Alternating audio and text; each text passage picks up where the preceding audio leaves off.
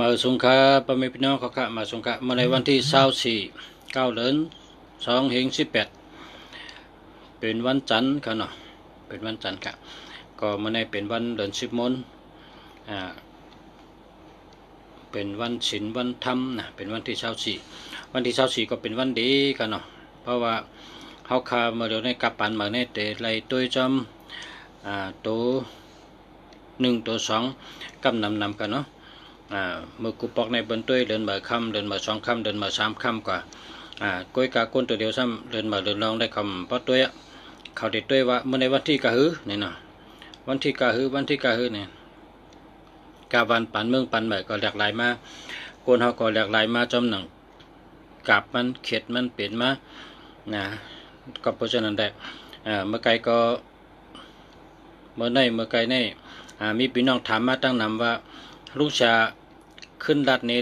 ลองตัวนับอันใกล้ๆตื้อถีนั่นรู้เขาว่าฉะนั้นตัวนับอันใกล้รัดนี้เขารู้เขาเด็ดเต็มไว้พอเขาเต็มไว้พอเขามีเงินไหนก็เขาเด็ดมือซื้อที่ลุงเสียเขาพอเขาหาอะไรต่างที่เขาก็เด็ดซื้อต่างที่ใกล้ๆลุงเสียออกมารัดในเขาอีกนึงอันว่าพอเจอตัวนับจังไหนพอเจอหมายพงจังไหนใกล้ๆตื้อถีใกล้ๆปอกถีวันนั้นเขาจะถามอะไรก็หลายคนก็เมื่อไรก็ ลึกก็ยาม9 โมงไป15 มาเน็ต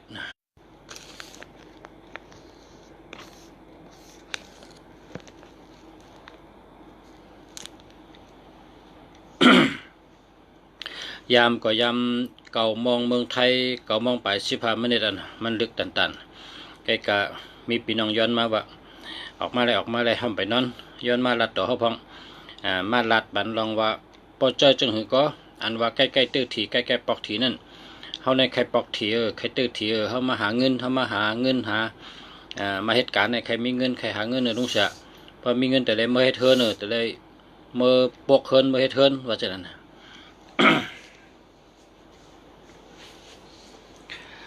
เมื่อในก็เตเอาตัวนับอันกับกายด้วยลองใกล้ๆปอกถีนะใกล้ๆปอกถีใกล้ๆตื้อถีใกล้ๆปอกถีเดี๋ยวมาลัดนี่ลองในอันตั้งกันเนาะ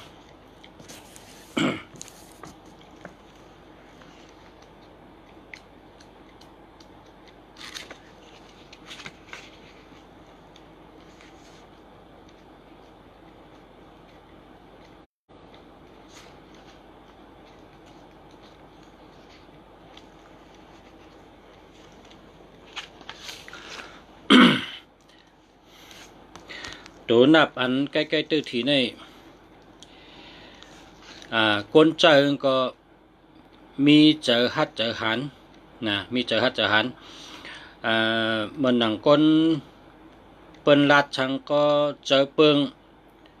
เปิ้นหลอกก็โกเปิ้นห้องกว่าตั้งเลยก็กว่าจอมติ๊กเปิ้นไงพร้อมเปิ้นไงหยุ่มเปิ้นไงเจอนั่นนะเพราะว่าเจอหนับปัดพงเจอในหายหลายเป็นหมดนุสาวานั้นหายหลายเป็นหมดเจอโกเปิ้นเจอพร้อมเปิ้นไงเจอขี้โกขี้ไอ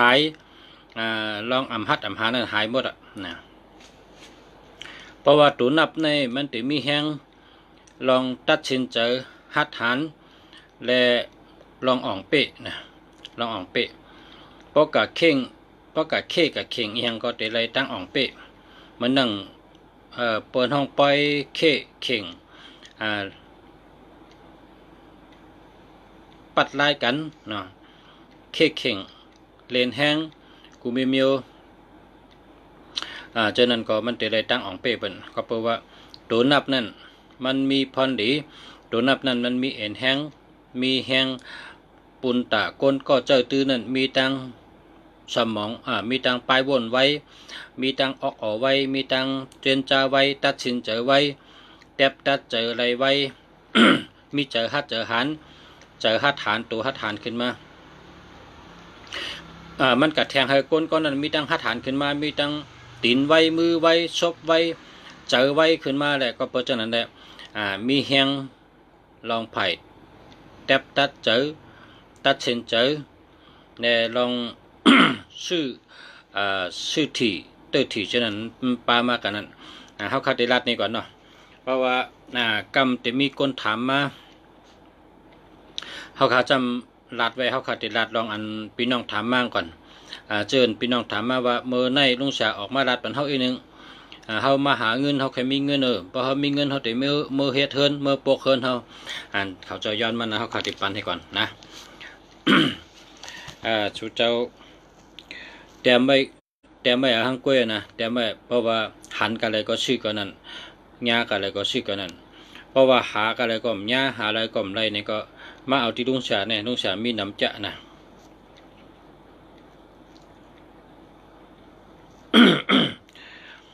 ตัวนับอันกับไก่โดยใกล้ๆเตอร์ถี่ใกล้ๆปอกถี่นี่ชูเจ้าเอาตั้งเจเหตั้งแค่ตันเหแต่ไม่นะ782นะฮะ782 789นะ789 878 878 879นะ879 936นะ936 936 639นะ639 639 693นะ693 693 935นะ935 935 593นะ593 593 539นะ539 939นะ939 9399นะ9399 6399นะ6399 6399 5399นะ5399นะมีกันได้ไงอันนี้เพราะว่าพี่น้องเมื่อไกลเนี่ยเมื่อกลางคืนเนี่ยก็ลึกก็เขาก็ย้อนมาว่าลุงเสียออกมาลัดปันอินดูเขาคาเปิดถ่อมเขาว่าจะนั้นก็เมื่อพี่น้องย้อนมาก็ลุงเสียเมืองดีก็ออกมาตอนปันเอากระเจ้าเลยค่ะนะเอากระเจ้าเลยกูก้นค่ะพาเลยหันกันเลยก็ชื่อที่นั่นนะหันที่ใดชื่อที่นั่นไล่ที่ใดชื่อที่นั่นญาติที่ใดชื่อที่นั่นเพราะว่าหาที่ใดก็ไล่หาที่ใดก็หันหาที่ใดก็ญาเนี่ยก็มาหาที่ลุงเสียมาจูที่ลุงเสียนะพอมาที่ไหนได้มันได้กูเมียวกันหนังตั้งโดดก้นเท่านะ ก็ที่ไหนมันมีน้ำค่ะมันมีน้ำเฮาคาเนี่ยมี20,000ปลายอันป้องนะก็เปิดมีไว้น้ำหนักโลเฮอรัดออกมาแค่ว่าใครจังไหนเนี่ยนะใครจังเห็นก็เลยเฮาคาหาปันได้กะเนาะแล้วก็คนที่คนอันเจอนำบัดพงดีเนี่ยเนื้อแก้มมันว่าเป็นว่าเฮาเฮ็ดอยู่3 มิลนะเฮาเฮ็ด3 มิลที่1เนี่ยเฮานั่งสมาธินะนั่งกุวันน่ะนั่งสมาธินั่งสมาธินั่งกุวันน่ะ1 วัน 1 อิฐ1 วัน 1 อิฐ1 วันในนั่ง5 มินิทก็ได้10 มินิทก็ได้15 มินิทก็ได้เพราะว่านั่งสมาธินี่ลายหนังกะเฮิงปอมาในใจเขาแต่อันเขาใครเฮ็ดนั้นเฮิงปิงหยาปอมาในใจเขานั้นเขาได้นั่งสมาธิเมื่อเขานั่งสมาธินี่ได้นั่งซื่อๆนะนั่งซื่อๆเอาตีนผายขวาต่างขึ้นผายซ้ายเอามือผายขวาต่างขึ้นผายซ้ายเอาขวานขวานี่ขึ้นมาตั้มผายซ้ายตั้มเหนือไว้ตั้งเหนือตีนก็เอาไว้ตั้งเหนือมือก็เอาไว้ตั้งเหนือแล้วก็นั่งซื่อๆค่ะนั่งซื่อๆพอนั่งซื่อๆเนี่ยถอยใจเขายาวถอยใจเขาลึกนะ พอเมื่อถอยใจเข้าในให้นับนะ1 2 3 4นะพอนับเลย1 2 3 4แล้ว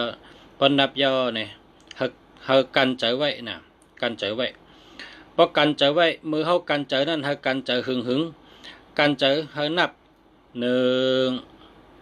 2 3 4 5 6 7 8ให้นับจังไหนกูกำพอพึกไรพอเฮ็ดไรนี่นะอำหลนับเยอะอำจะอำหลนั่งเป็นโจมองก็เลยนะอำหลนั่งเป็นโจมองเพราะโจมองในมันหึงน่ะก็ไอ้กาพอนั่งใด1แค่นดีกะนะเพราะใด1แค่นดีแต่ว่าในแกมมันอันเท่ากับเห็นมาในเป็นว่านั่ง5 นาทีนั่ง10 นาทีนั่ง15 นาทีก็ไอ้กานับเหมือนเท่าคาสอนเนี่ยโปรความอังกฤษในเป็นทั้งว่า4 8 8นะเป็นว่าจะนั้นนะ4 8 8 4 8 8นี่เป็นนับจังหือเนี่ยเมื่อเขาถอยใจนั่นน่ะเขานั่งซื้อพอนั่งตัวซื้อก็เอาตีนขอนขวายกขึ้นตำเหนือขอนซ้ายเอามือขอนขวาตำขึ้นวางเหนือขอนซ้ายนั่งซื้อพอนั่งซื้อก็ถอยใจเข้ายาวนะถอยใจเข้ายาวถอยใจลึกเมื่อเขาตึกถอยใจนั้นเขานับ1 2 3 4นับให้ได้4ตึกถอยใจเข้านั่นน่ะตั้งถอยใจเข้าตั้งนับตั้งถอยใจเข้าตั้งนับในใจเขานั้นให้ได้4พอนับ4เอาเนี่ยให้กันใจไว้นะกันใจไว้ให้ได้8นะ1 2 3 4 5 6 7 8นะจังก็ปล่อยลมออกมาขึ้นพอปล่อยลมออกก็ปล่อยยาวนะถอยใจเข้าก็ถอยยาวถอยใจออกก็ถอยยาวนะนั่นน่ะเป็นว่าไล่นั่งสมาธิหึงไล่มีสมาธิพอมีสมาธิพอนั่งสมาธิเอาเนี่ยมีสตินะมีสติสมาธิสติพอมีเนี่ยก็ปัญญาก็ปอมาพอปัญญาปอมาเนี่ยอันนั้นน่ะแต่ไรตัวนับว่า ปัดในก็ได้ซื้ออันเนี้ยก็ได้ตื้อที่ก็ได้ซื้ออันเนี้ยก็ได้ตื้อที่ไล่มาเมื่อเขานั่งสมาธิห้างกล้วยเขานั่นน่ะไล่ห้างเผาห้างมันนะไล่ห้างเผาห้างมันไล่มือเขานั่งสมาธิเขามีสติเขามีสมาธิพอเขามีสมาธิเขามีสติก็ปัญญาก็ปอมาเหมือนนั่นนะปอมาเมื่อเขานั่งสมาธินะนั่งสมาธิแล้วก็มีสติพอมีสติกับปัญญาก็ปอมาเนี่ยเป็นว่าไล่นั่งสมาธิในนั่งเหมือนจังลูกสารัดเนี่ยนั่ง4 8 8นะ4 8 8เมื่อถอยใจเข้าในนับ1 2 3 4ถอยใจเข้ายาวถอยใจเข้ายาวถอยใจเข้าลึกๆนะขุดเข้าก็ให้เอาก็กันไว้กันไว้ให้เอานับให้ใน1 ถึง 8พอใน1 ถึง 8เราจังก็ปล่อยออกขึ้น แล้วก็ให้คือแล้วฮู้ว่ามันแม่นลายมันเนี่ยนะให้คือฮู้ในก็อันเฮาคาติรัดนี่ลองไล่นั่งสมาธิให้แม่นลายไล่นั่งสมาธิให้แม่นลายนี่ เอามือเขาคันนี่ตีไว้ตีต้องเขาคันนี่นะเอามือเขาเนี่ยจับต้องไว้พอวางแม่นลายปานนี้ได้พอเขาถอยใจเข้าในต้องเขาในตีใหญ่ขึ้นนะป้องแม่นลายมันนะต้องเขาในใหญ่ขึ้นเพราะว่าเขาปล่อยออกปานนี้ก็ต้องเขาในตียอมลงกะแวบลงกะคำเดียวนะมันเหมือนคือเนี่ยเหมือนจังเป็นเป่าหมักป้องลมนั่นน่ะเหมือนหนังเป็นเป่าหมักป้องลมพอลมเข้ากันเนอเนี่ยก็ลมหมักป้องลมเนี่ยมันตึงไว้เหมือนกันมันตึงไว้เมืองตึงนั่นน่ะห้องว่าลมอยู่ตั้งเนอ ก้นนั่งสมาธิในป้องแมนเมียวในก็ต้องเตะนั่งสมาธิในป้องแมนเมียวในก็ต้องในเด็ดตึงไว้เมื่อเขาถอยใจเขาเนี่ยนะเขาถอยใจเขายาวต้องเขาก็ติดตึงไว้รวมเขากับมินต้องนะป้องตึงไว้ในเขาสำกันใจไว้ประกันใจไว้กำเขาขึ้นปล่อยออกยาวๆขึ้นเฮ็ดใจนั้นนะถอยใจเขายาวๆกันใจไว้หึงแล้วก็ถอยปล่อยออกยาวๆพึกเฮ็ดจังนั้นน่ะพึกเฮ็ดไรก็คือก็จำตัวพึกตัวนะพึกตัวจำตัวพอพึกไรพอจำแล้วเนี่ยนั่นน่ะสุเจ้าติไรโตกันนั้นโตนับอันว่าติชื่อหังปัดไหนติชื่อหังวันไหนติชื่ออีหังเนี่ยอย่าไปกัดยุ่มเปิ้นอย่าไปกัดยุ่มเปิ้นเราเฮ็ดหังก้อยเฮ็ดหังก้อยมีสติมีสมาธิมีปัญญาเอาหังก้อยนั่นน่ะไรอันเตงเนี่ยเป็นไรอันคนที่เขาเฮ็ด เขาเฮ็ดแถวเขาหันจูมันนะเฮ็ดที่หันจูเขาก็สืบอันปืนเพให้คนตั้งนำได้ว่ามังกรนี่ชื่อว่าชื่อนำนะก็เมื่อไรก็ถังเตอร์ก็มเตอร์เมื่อไรก็ถังเตอร์ก็มเตอร์เปิดมองเมื่อไรเตอร์เนาะ พอเขานั่งสมาธินั่งสมาธิพอมีสติพอมีสมาธิมีสติปัญญาก็ปอมาเมื่อปัญญาปอมาก็เลยมาอันที่เขาหลูนั่นน่ะเลยตัวนับอันเขาหลูมาอันนั้นเป็นไร เฮ็ดให้คนเขามีสมาธิมีสติมีปัญญา กำในพอเขาย้อนสู้พอเขาก็ย้อนสู้ตีไรก็เลยตีไรตีพระราเมียตีเจ้าทอดเจ้าเมียตั้งหลายพอเขาก็ย้อนอะไรก็มันหลูเลยมีสมาธิเหมือนกันพอเขามีสมาธิเนี่ยเขาก็ย้อนหลายๆแก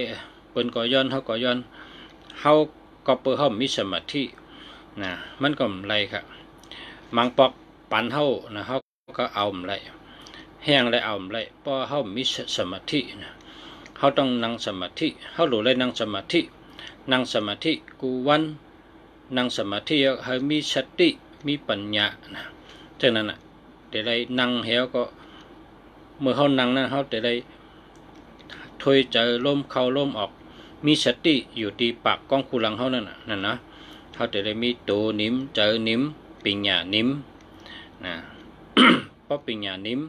เพราะเจอนิ่มเพราะสมาธิลีเขาแต่ไร มันได้ก็เอาตัวนับเกี่ยวเอาตัวนับมันกับไก่เลยปิติปิน้องย้อนมานั่นน่ะเนาะก็ห้ามแทง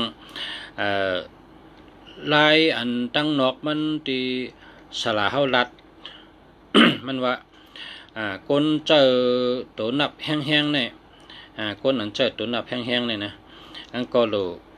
พอเป็นไรพอปองเป็นไรก็โหลลูกเจ้าก็ลองซ้อมลองซ้อมเจ้าสั่งเขาหมอนจ้างเขาตุ้งซ้อมจอมตังนั่น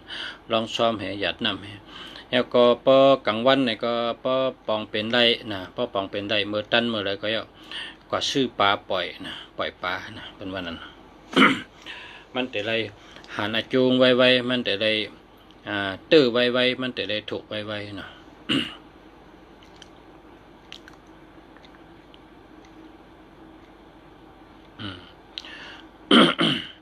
ก็เมื่อในก็รัดปันพ่อแม่พี่น้องเขาตีย้อนมาตีอันย้อนมาเขาเสียก็มึงดีว่าชูเจ้าใครตัวนับใกล้ๆตื้อถี่ใกล้ๆปอกถี่นั่นเขาก็รัดในปันชูเจ้าเย้าเต็มไปเต็มไปเนื้อปับลีเต็มไปเนื้อเจดีพอเต็มดีเนี่ยกว่าตีเลยกว่าเมืองเลยกว่าวิ่งเลยกว่าลีลาด้วยกว่าหาด้วยกอดดีเลยกว่าเมืองเลยกว่าวิ่งเลยก็หาด้วยพอหันจังนั้นก็ซื้อเนาะชื่อไว้ในหมายพงชื่อเจอเป็นหมายพงนำปัดพงนะเป็นห้องหมายจักรลัดเนาะหมายจักรลัด กันในก็เขาขาลัดปันพอมีพี่น้องเขาเยาะ แต่ด้วยปันอันพี่น้องถามมาเนี่ยมีหลายคนที่เขาถามมาก็ด้วยปันห่อปันกำค่ะเนาะ ก็ในถามว่านำปัดกานั่นนะนำปัดกานำปัดสังเกตเขานั่นนะมี5893 มันเป็นช้างมันก็ดีอยู่ครับนะมันดีอยู่เพราะว่าตัวนับอันอยู่จอมมาป่องตินตัวนับอันอยู่จอมเฮิรนตัวนับอันอยู่จอมกาจอมสังเกตนี่มันมีพลังงานนะมันมีพลังงานในมันหนึ่งไวไฟเนี่ยไวไฟอันเขาเจอในจากหลัดนี่พอเขาเอามือเขาสัมผัสที่จอมันเนี่ยเขาเตะเลยหันห่างเปินห่างเขาเตะเลยหันห่างกูมีเมียวมันปอบมาพอเขาหลุดรัดต่อกันเขาหันหน้ากันนี่ก็เขาสัมหันได้พอเขาหลุดรัดต่อกันใครยินเสียงนี่ก็สัมยินได้ก็เพราะฉะนั้นได้พอมีพี่น้องเขาอย่าไว้ใจสุกนะอย่าไปไว้ใจสุกแล้วละอันอยู่จอมนำปัดกานำปัดสังเกนำปัดเฮิรนจ้ะเนี่ยอย่าไปเอามาใส่น่าเจอนะอย่าไปเอามาใส่เจอก็เพื่อว่าตัวนับเจ้านั้นมันมีถัดนะมันมีถัดความไตเขาว่าสังเต็มหัวเป็นห้องว่าถัดพลังงานนะถัดแห้งอันที่ตรงกับตรงมาเนี่ยมันเฮ็ดไรเหมิ้วนำปัดกาก็เฮ็ดไรนำปัดสังแกก็เฮ็ดไรนำปัดเทินก็เฮ็ดไรนะอันพงในทำเฮ็ดไรกูมิ้วค่ะนะพงในตุยนากันก็ไรรัดต่อกันก็ยินเสียงใครหันหน้ากันก็ไรเคยยินเสียงกันก็ไรมันเป็นถัดมิ้วหนึ่งค่ะนะมันเป็นถัดมิ้วหนึ่งเป็นเจอถัดอันนี้มีสายไพ่แลนลงกว่าที่เกี่ยวตู้นั่นน่ะเกี่ยวตู้ในมีเหนือหัวเขานั่นน่ะเนาะมีเหนือผ้ากองกลางหาวน่ะเกี่ยวตู้เป็นพอเขาลัดต่อกันก็มันเป็นไพ่แลนขึ้นกับที่ปุ่นค่ะมันเป็นไพ่แลนขึ้นกับพอมันจับเนี่ยถาดอันที่เกี่ยวตู้นั่นจังไกส่งปันกับตัวกันนานอันเขากับสืบมันเนาะเขากับสืบมันพอมันกับสืบเขาก็เหมือนนั้นนะพอเขากับสืบมันก็เหมือนนั้นนะก็เปิงกับสืบกันได้ตั้งถาดนะเนาะก็เพราะฉะนั้นได้เฮอตัวพงหนำปัดก็ยะนะด้วยพงหนำปัดแกอันรถด้วยนำให้เป็นแล้วก็กำไตเป็นว่า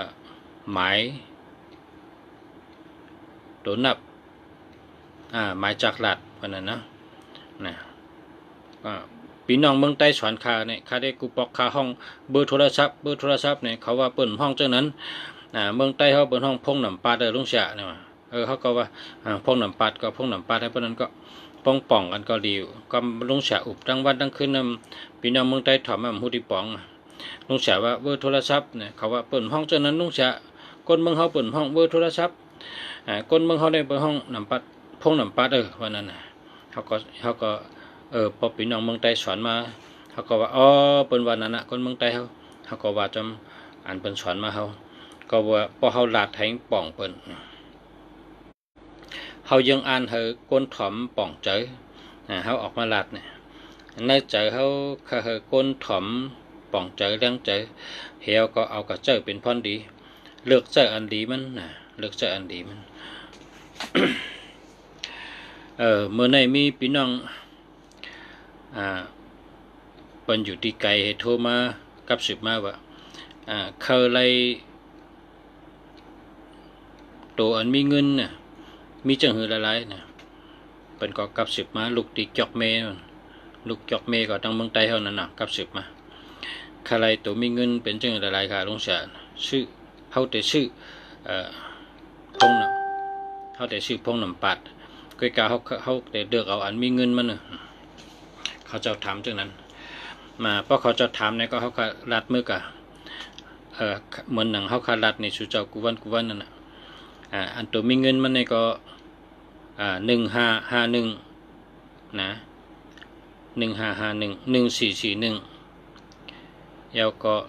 2882 2442 2992 1991 2992 3553 3663 3993 4664 4224 4994 4554 4664 5995 5665 5115 5225 5335 6116 6226 6336 6446 6556 6996นะอันนั้นก็68นะ6886คำในประตู7นี่ก็7887 78877447 7887 7997เท่านั้นประตู8นี่ก็8228นะ8228อันนั้นก็8998บนตัว8นะก็ในพอเป็นตัวเก่าในหลีมันดีขึ้นมา3ปุ่นตัวเก่าในอยู่ช่อมสังอะไรครับตัวเก่านี่นะตัว9119เนี่ยก็ชื่อเสียงดีชื่อเสียงหลังคนหูจักง่าย9229นี่ก็ห่างดีลักแหลมหมอลาดหมออบมีเงินมีคำนะ53นี่ก็ซ้ำเฮ็ดสังกะเปเปิ้นนะเฮ็ดสังกะเปเปิ้น54ซ้ำเป็นดองเป็นก้นแรดนะเป็นก้นลักเป็นก้นแรดกุมิวก็เป็นเครื่องเจอไพ่ผ้าก็เป็นพงก็เป็นคอมพิวเตอร์เจ้าในเครื่องเจอไพ่ผ้าในแรดกุมิว94เนี่ยนะ9559นะซ้ำเป็นก้นดีเป็นก้นดีนะเป็นก้นมีจกมีลาบเป็นก้นดี9669ซ้ำได้เงินหลีนะเงินไหลหลีเงินเข้าหลีเงินไหลหลี9779นะซ้ำการงานที่ค้าขายมิวถอดมิวแมทมันหนังขายพาราขายโคซองเท่านั้นเนาะเพราะเป็น9889ได้ซ้ำเป็นอำนาจบารมีมีอำนาจมีบารมีเนาะเพราะเป็น99นะซ้ำอันเปิ้นฮู้มันฮู้อันเปิ้นหมอมันหมออันเปิ้นบ่นได้มันบ่นได้นะเป็นคนแก่นะเพราะ99ซ้ำนะดีกูมิวก็ในเพราะเป็นตัวศูนย์ซ้ำเป็นย่อกะนะเป็นตัวศูนย์นี่เป็นย่อกะเพราะว่าเฮาก็ชื่อพงน้ำปัดนี่นะเพราะเฮาก็ชื่อเฮาศูนย์มีตัวเร็วแก่นะถ้าศูนย์มีตัวเร็วพอพี่น้องเจออยู่เมืองไทยเนี่ยก็เพราะก็ชื่อหมายโทรศัพท์นะเพราะก็ชื่อเบอร์โทรศัพท์เหมือนชูเจ้าก็เอาศูนย์ตัวเร็วแก่นะเอาศูนย์ตัวเร็วแก่อันพอมีศูนย์ในตัวเร็วแก่ก็มันแปลงพอมีศูนย์น้ำในเป็นเงินโฮเป็นย่อกะนะเป็นย่อกะตั้งเป็นน้ำนะ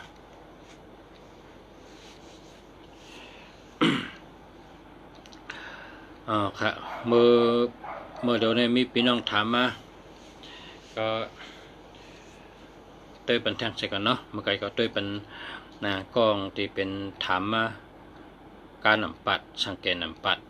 ถามเช่นนั้นอันนี้จำเป็นพงนำปัด หมายจากหลัดมันเจ้านั่น0946279772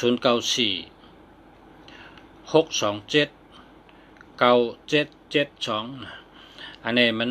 อ่ำดีนะสุเจ้าหลุดเอา8เพราะว่ามี2772เนี่ยมันมีเงินมันมีเงินนะอยากก็เอา8ก็หาเหมือเนาะแทงกองซ้ำ0987952958นะ ก็ในได้เจออะไรโอเคนะเจออะไรก็ในเจออะไรกำแทงกองทำ0629467736นะอันก็ในมีอันลู่มี2กู6776อันนี้ก็ลู่เปิ้นเจออย่าไปเจอนะเปิ้นห้ามเจอใน6776นี่นะแล้วก็3773อันนี้ก็ห้ามเจอนะอย่าไปเจอมันก็ไม่ดีเอา8ให้นะถามเหมือนกันแล้วก็แทงกอง062963377341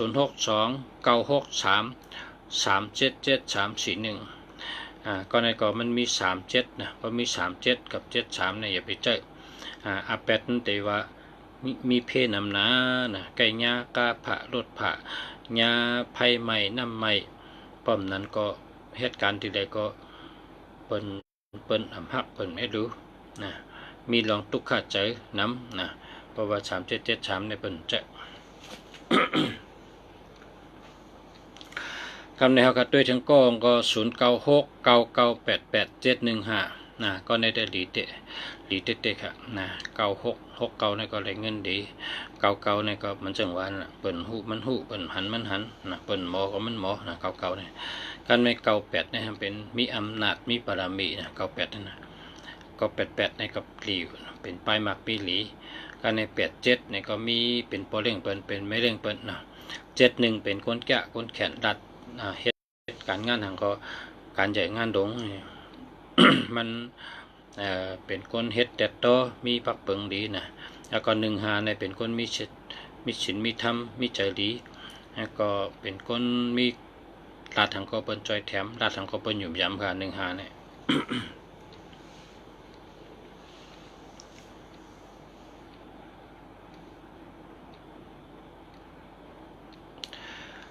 ทางกองค่ะเนาะ0949392957นะอันนี้ได้ค่ะใช่แล้ว0877312035อันนี้ได้หาเหมือนกันเนาะหาเหมือนกันเนาะ0877312035อันนี้หาเหมือนมันไปอันนี้ได้มันดีค่ะ0832534347นะก็ในได้มันเพราะว่าซื่อๆก็ตัวมีเงินมันเคยนะโลหะแท่งโลหะตัวมีเงินใจเคยเขาเป็นคนเขามาหาเงินเขาเป็นคนเขาเหตุการณ์ตัวเลยมีเงินนะเขามีเงินโลหะตัวมีเงินมาใจเคยมีเหตุ2กูก็ได้นะใน ใน10ตัวนะให้มีตัวมีเงินให้2กู2กู3กูนะที่เกี่ยวชุดให้มีกูก็เหลียนะเพราะมีเงินดาราเนี่ยมันแต่เห่อหลายๆหยาบหลายๆนะตุกข้าใจเห่อใจกว่าเลยด้วยตุกข้าใจเห่อใจกว่าติ๊กๆนั่นน่ะเนาะอันแต่เมื่อเราได้เจาะเมื่อเราได้เป็นคนมีเมื่อเราได้เป็นซื้อเฮิรนได้ซื้อกาได้เมื่อเราได้เป็นคนมักมีเนาะก็เพราะฉะนั้นแหละมีสตินะมีสติทัดสางด้วยดูนำปาดพงเจ้าเก่านั่นจ่องมีตัวมีเงินอันนุ่งสาวางเนี่ยทัดสางด้วยหังกุยอันที่นุ่งสาลัดนั่นจ่องมันมีหือตัวมีเงินมันป้อมมีก็เอา8เอา8แล้วก็หามือยาก็จ่องทัดสางด้วยว่าจ่องมีอันที่นุ่งสาวาเป็นหามเจอนั่นจ่องมีเพราะเป็นว่าหามเจอเนี่ยก็สุยไปเจอนะเอา8เนี่ยเอา8แล้วก็หามือนะเพราะว่าอันตัดได้เป็นมาลายตัวนับเนี่ยนะลายก้นเป็น5-6 เหงนะ6 เหงเนี่ยเป็นสู้กันให้ก็ทัดสางเจอกันมาขึ้นทัดสางด้วยเจอกันมาทัดสางด้วยเป็นมือตัดได้เป็นปั๊บออกมาในก็เป็นเจอข้าวยามมันเป็น8 ปีนะเป็นเจอข้าวยามทัดสางด้วยเป็น8 ปีเพราะเป็นว่าแม่นอันแม่นกำนำเนี่ยเพราะรัดเนี่ยอันแม่นกำนำมันเป็นจำหนังเขารัดมันกำนำเนี่ยเป็นข้อปันออกมาเฮียก็ออกข่าวออกเงามันก็รายการออกในทีวีมันก็ออกในรายการส่วนตัวมันก็ออกจำวิทยุจำวันจำหน้านะจำวันเป็นห้องวิทยุชุมชนจำวันจำเบงจำปอกใช่ไหมนั่นแหละก็ไปข่าวหลังมาน่ะตัวเร็วในหลังน่ะให้อ่อนกันมีสติคัดใจเลือกเอาตัวมีเงินเจาะหางผ่าหางมันพอมีเงินก็เจาะพอมีเงินก็เอาถึง8ให้อย่าไปเสียหลายมันนะอย่าไปเสียหลายมันหาอะไรแทงเขาหลูหักใจเขาหลูหักตัวเขาหลูหักจัดปานเขานั่นนะเขาหลูหักจัดปานเขาหนังให้ตัวเขาแต่เป็นคนมีเงินตัวเขาอยู่ดีกินหวานตัวเขาหลอดเพให้ตัวเขามาเขามีนั่นเขาหลูหักตัวเขาหลูด้วยตาตัวเขาเจอนั่นเขาหลูด้วยดีเด็กอ่อนดีมาเจอนะปองดีก็เจอกว่าป้อมดีเนี่ยก็เอา8นะ 0635248865นะก็ในก็เจอแล้วนะเจอในก็แล้ว099396 042นะอันนี้มี60นะ 60ก็มี04ก็มีอันนี้ได้เอา8แล้วก็หาเหมือเนาะหาเหมือจำในครับ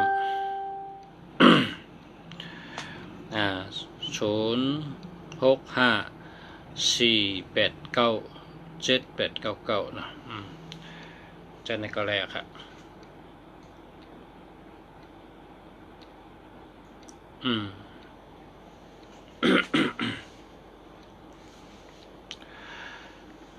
0994988141นะอันก็ในมี18เพราะมี18ได้เปิ้นจะ1881แน่เปิ้นรัดถึงชื่อเฮาพอเฮาลงเฮินกับเปิ้นรัดถึงชื่อเฮาตั้งหลังพอเฮาป่นก็เอาเปิ้นนี่เฮาตั้งหลังเปิ้นเซเฮาเปิ้นรัดถึงชื่อเฮาน่ะมันเปิ้นอำชื่อมโยต่อเฮาเปิ้นกดต่อเฮานะ8118เนี่ยเปิ้นจะนะก็อันนี้ เอา8ให้ก็หาเหมือนนะ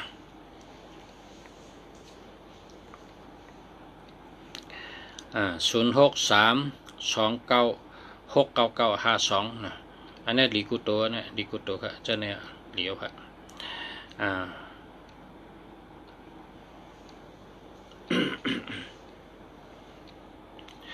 อันนี้เป็นของนอกเมืองอยู่นะ061116323171นะถ้าเรียกเป็นเห็นเมืองอันนี้นะอันนี้พอถามว่าจ่องมีเงินเลยนะมันป้าค่ะนะตัวมีเงินมันป้าเราหามาแค่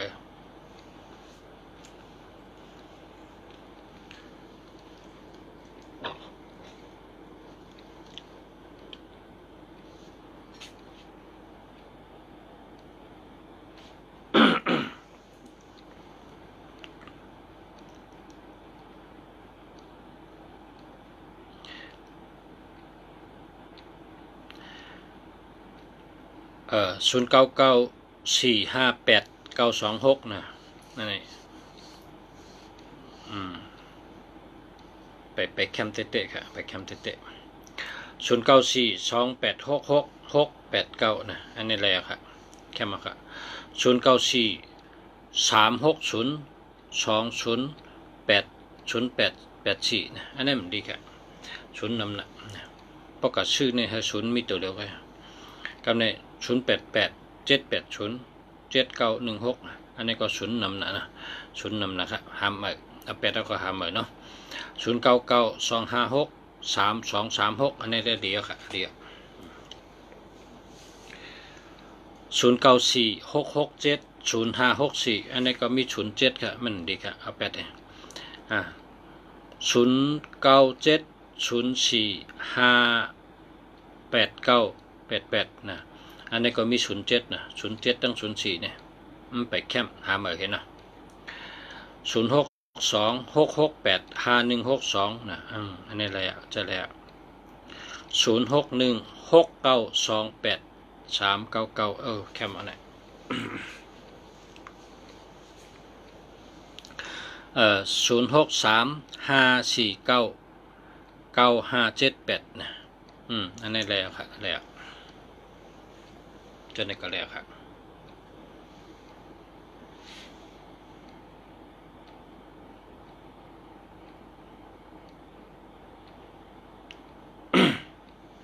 อันนี้ค่ะ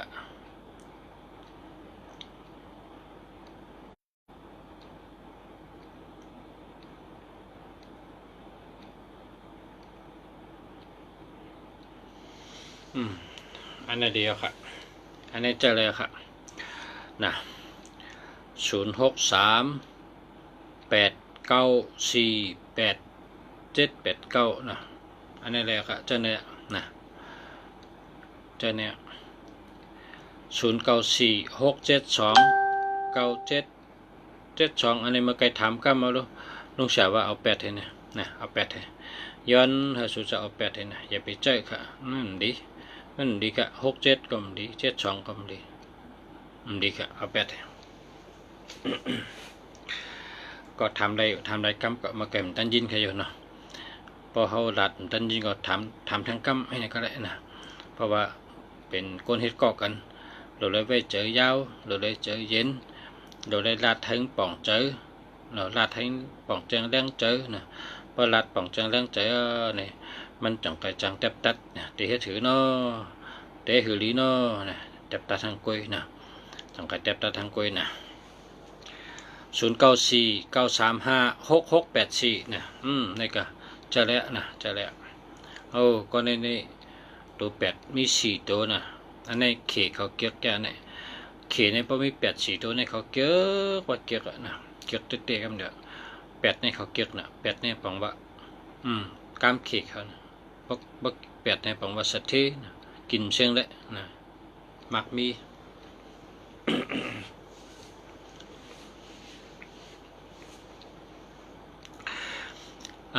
0963541399นะอันนี้เป็นคนใจก็เลยเจ้าเนี่ยนะคนใจได้เจ้าเนี่ย0929283561นะอันนี้ก็พอมี51ในเป็นคนมีปัญญานะพอมี51ในเป็นคนมีปัญญาตัวตอนตัดสิจ่องมีเงินมันนำค่ะนะจ่องมีเงินมีนำค่ะ0922865366นะอันนี้ติลัดนี่9229นี่ก็เป็นตัวเงินกำเดียว9229นี่กำใน22อันนี้ก็ตัวเงินนะ22นี่2882อันนี้เงินก่อนใหญ่นะ8668ได้เงินง่ายนะ6556นี่หาเงินหลายตั้งพร้อมกันในข้าวยามเดียวกันว่าเป็นคนแดดเป็นคนมีตังหูเป็นคนแดดเป็นคนรักนะ5663เป็นคนมีอำนาจนะราชทางก็ลูกน้องตะเปียถ่อมนะ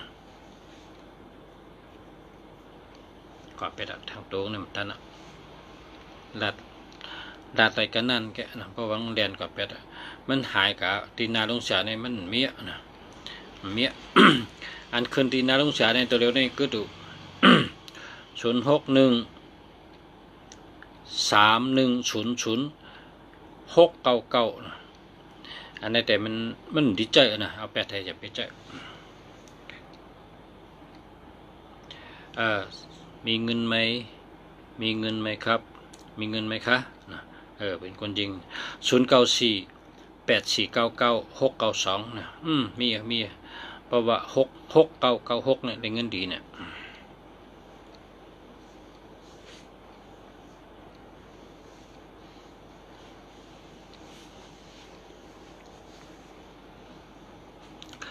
ข้าวยามมันเต็มมาค่ะนะข้าวยามเต็มมาค่ะนั่นพอมีพี่น้องเขามาพกมาคือกระทบกันเหมือนนะมันได้ข้าวยามมันเต็มมาค่ะเนาะโดยอันที่มีต่อหน้าลงเสียในแทง0947692827นะอันนี้มันดีนะ7667นี่มันดีอย่าไปเจอ2772ก็มันดีนะเอาแปดเลย50แล้วก็094915505741อันนี้ก็พอเนื้อกลางมีชุนนะ505พอมีชุนในจางเป็นย่อกะนะจางเป็นย่อกะนะเอาแปดเลยก็50เนาะ0968982591อันนี้ได้เดียวครับ